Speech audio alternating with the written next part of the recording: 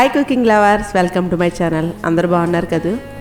ఈ వీడియోలో దొండకాయ పచ్చడి చేయబోతున్నానండి. దీంట్లో కొంచెం పచ్చి కొబ్బరిని కూడా యాడ్ చేస్తున్నాను. మనం రెగ్యులర్గా దొండకాయతో పచ్చడి చేస్తూ ఉంటాం కదా, కొంచెం కొబ్బరిని యాడ్ చేస్తే టేస్ట్ మారుతుందండి. పిల్లలు కూడా ఇష్టంగా తింటారు. ఎప్పుడు దొండకాయ పచ్చడి ఒకేలా కాకుండా కొబ్బరిని యాడ్ చేసి చేయండి. వేడివేడి అన్నంలో నెయ్యి కానీ నూనె కానీ వేసుకుని తింటే కూరలన్నీ పక్కన పెట్టి పచ్చడితో తినేస్తారు, అంత బాగుంటుంది.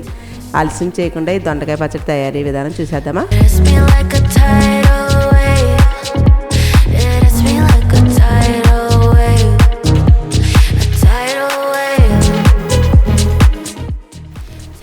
దొండకాయ పచ్చడి చేయడానికి ఒక 1/4 కిలో దొండకాయలు ఈ విధంగా చక్రాల్లా కట్ చేశానండి.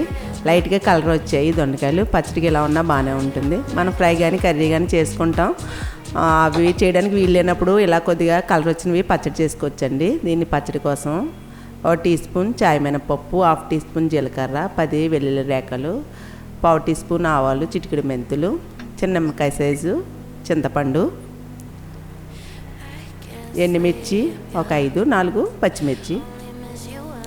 పాన్ పెట్టి పాన్లోకి ఒక స్పూన్ ఆయిల్ వేసి ఆయిల్ మరిగిన తర్వాత ఎండుమిర్చిని చిదిమి వేసుకోవాలండి. ఇలా చిదిమి వేయడం వల్ల లోపల ఉన్న గింజలు కూడా బాగా వేగి కమ్మగా ఉంటుంది పచ్చడి. ఎండుమిర్చిని చిదివేసి ముందు లైట్గా ఫ్రై చేయాలి. ఇందులోకి మినప్పప్పు, జీలకర్ర, ఆవాలు, మెంతులు చిటికెడు వేయండి. ఎక్కువ వేస్తే మళ్ళీ చేదు వస్తుంది.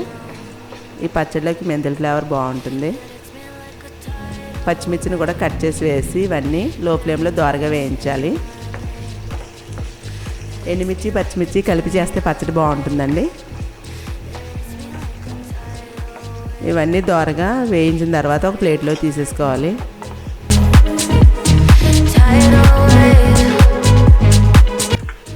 అదే పాన్లో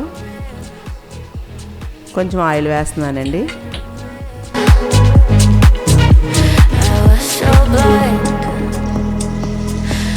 ఇందులోకి కట్ చేసిన దొండకాయ ముక్కలను వేసేసి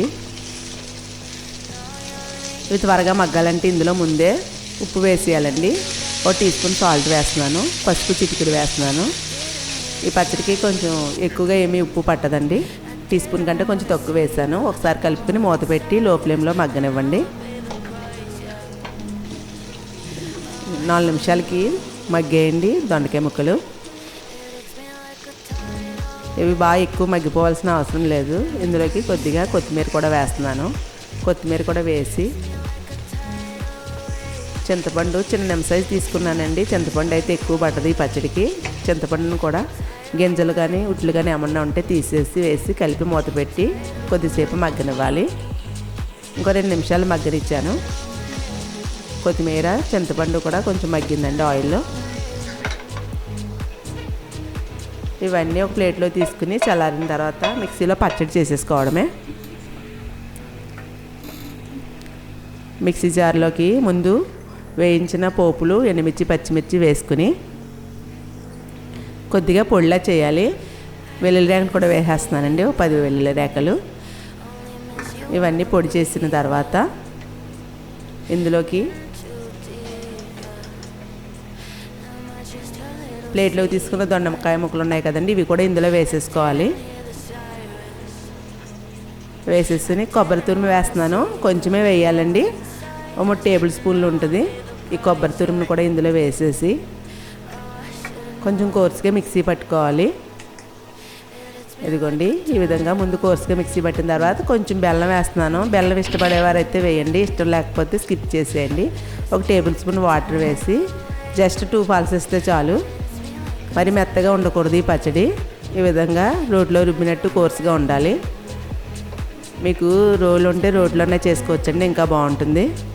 ఈ పచ్చడిని పోపు పెట్టుకుందాం. పాన్లో 2 స్పూన్లు నూనె వేసి నూనె మరిగిన తర్వాత 2 ఎండుమిర్చి, పచ్చిశనగపప్పు, చాయ్ మినపప్పు, ఆవాలు, జీలకర్ర ఇవన్నీ కూడా లో ఫ్లేమ్లో దోరగా వేయించి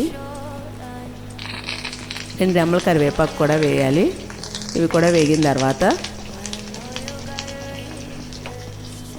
ఈ పచ్చడిలో ఇంగువ వేస్తే టేస్ట్ బాగుంటుందండి. ఇంగువ మాత్రం వేయండి మర్చిపోకుండా. ఇంగువని కూడా కొంచెం వేస్తున్నాను.